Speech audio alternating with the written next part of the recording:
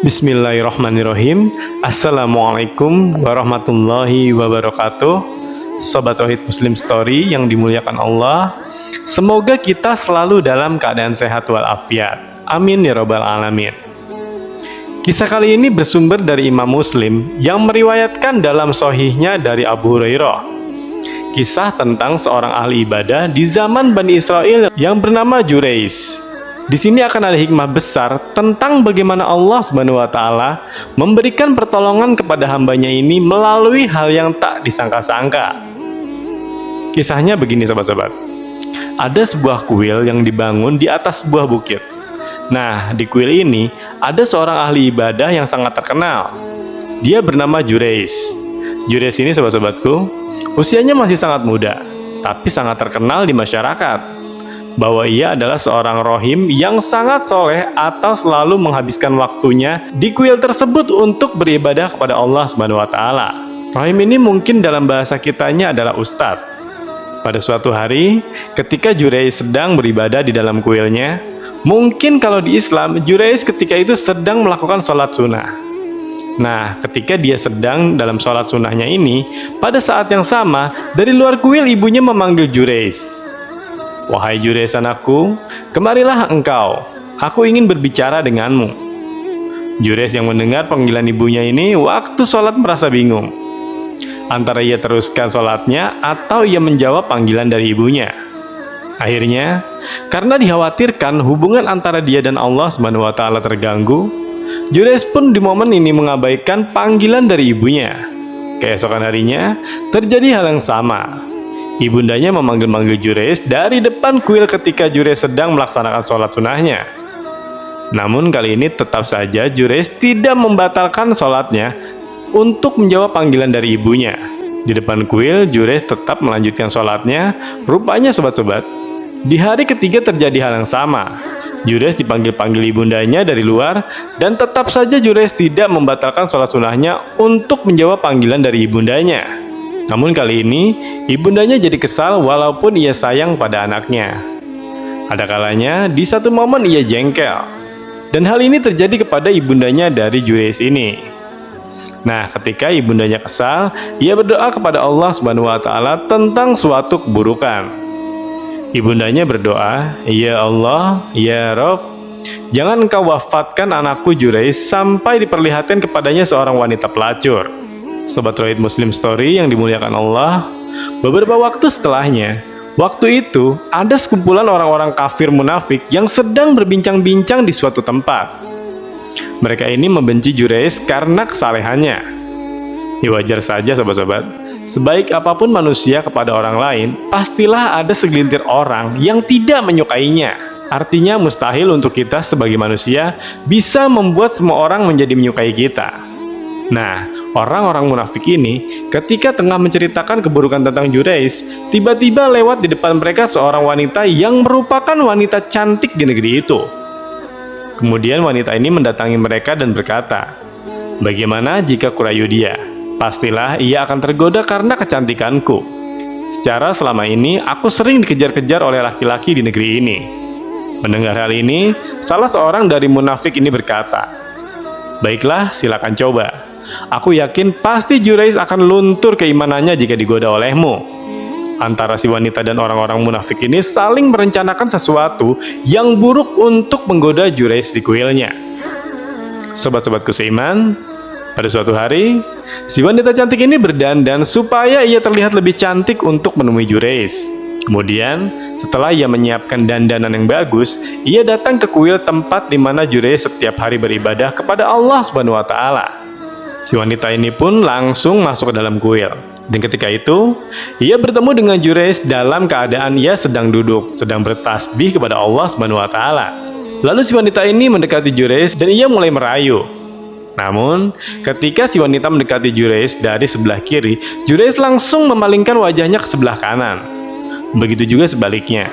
Jurais pun sambil berdoa kepada Allah Subhanahu wa Ta'ala untuk bisa dilindungi dari wanita penggoda ini. Namun si wanita ini tetap saja menggoda Jurais. Ia berharap Jurais terjerat hawa nafsunya. Akan tetapi sobat-sobatku, rupanya tak sedikit pun Jurais luntur keimanannya. seolah-olah wanita ini benar-benar tidak Jurayz hiraukan. Akhirnya, merasa putus asa, wanita ini pun pergi meninggalkan Jurayz dan kuilnya dengan rasa malu. Karena ia terlalu percaya diri bahwasanya tadinya ia sangat yakin kalau tak ada seorang pria pun yang tak tergoda olehnya. Maka selamatlah Jurayz dari godaan wanita cantik tersebut. Ketika itu, Allah Subhanahu wa Ta'ala takdirkan si wanita ini berzina dengan laki-laki, seorang pengembala kambing yang berada di sekitaran kuilnya si Jurayz ini. Akhirnya, dari hasil perzinahan tersebut, si wanita ini hamil.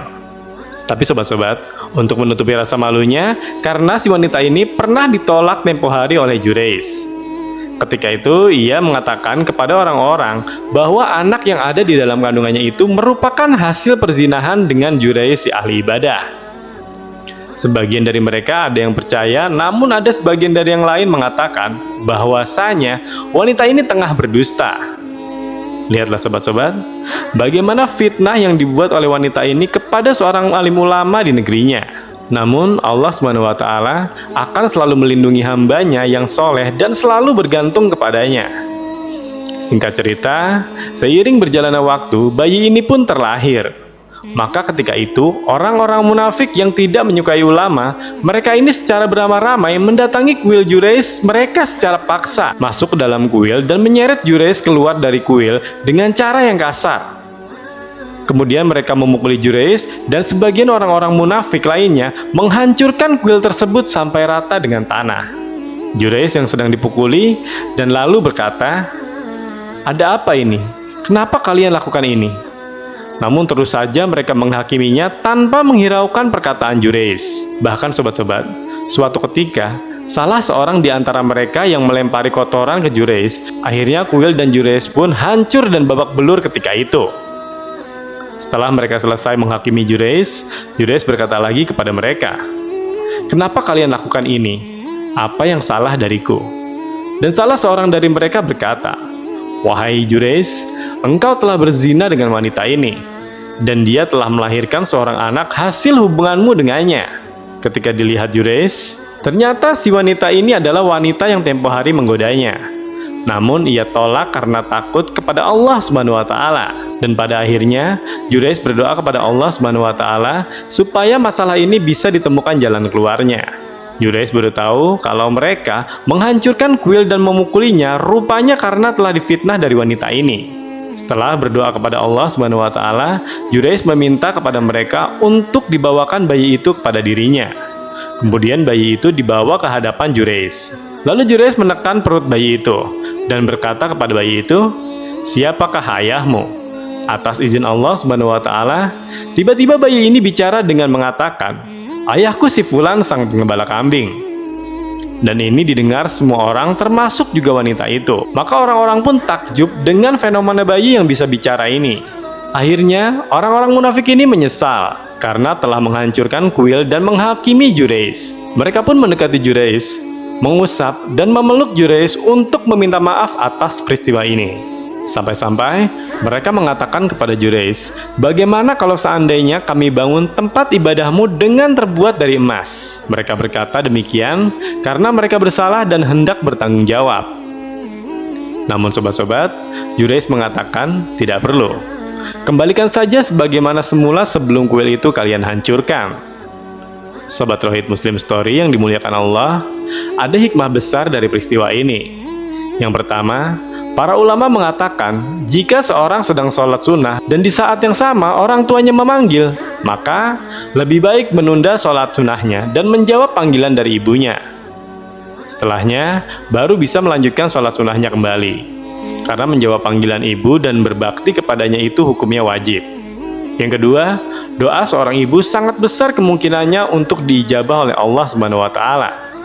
Untuk itu, kita sebagai orang tua berhati-hatilah dalam berdoa. Jika dalam keadaan emosi kepada anak, karena yang ditakutkan jika ada keadaan emosi, bisa saja seorang ibu mendoakan keburukan kepada anaknya. Dan Nabi Shallallahu Alaihi Wasallam menganjurkan kita untuk berdoa dan meminta yang baik-baik saja kepada Allah Subhanahu Wa Taala. Jadi itulah kisah tentang Jurayz sang ahli ibadah Bani Israel. Baiklah, semoga kisah kali ini dapat memberikan kita semua pelajaran dan manfaat. Sampai jumpa di kisah-kisah seru dan penuh makna selanjutnya. Saya akhiri. Wassalamualaikum warahmatullahi wabarakatuh.